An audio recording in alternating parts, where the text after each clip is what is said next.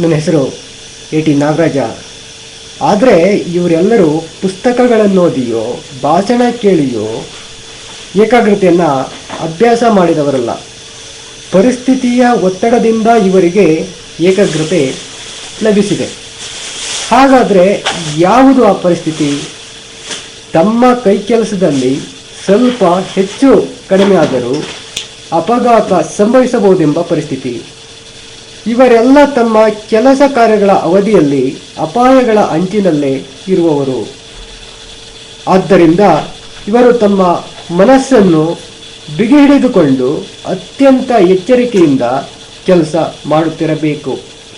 ಈ ಮೂಲಕ ಇವರಿಗೆ ಒಂದು ಬಗೆಯ ಏಕಾಗ್ರತೆ, ಇವರ ವೃತ್ತಿಗೆ ಸಂಬಂಧಪಟ್ಟ ಏಕಾಗ್ರತೆ ಸಿದ್ಧಿಸಿರುತ್ತದೆ. ಅಷ್ಟೇ ಅಲ್ಲ, ಈ ಬಗೆಯ ಏಕಾಗ್ರತೆ ವಂಶ ಪಾರಂಪರ್ಯವಾಗಿ ಹರಿದು ಬಂದ ಉದಾಹರಣೆಗಳು ಹೇರಳವಾಗಿವೆ.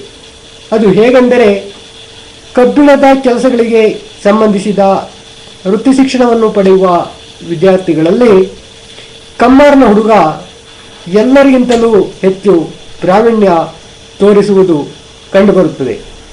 ಹಾಗೆಯೇ ಈ ಮಾತು ಇತರ ಎಲ್ಲ ವಿಷಯಗಳಿಗೂ ಅನ್ವಯಿಸುತ್ತದೆ. ಆದರೆ ಅಲ್ಲಲ್ಲಿ ಒಬ್ಬೊಬ್ಬರು ಹೊಸ ವಿಷಯದಲ್ಲೂ ನೈಪುಣ್ಯ ತೋರಬಹುದು. ಆದರೆ ಅದು ತುಂಬ ಅಪರೂಪ.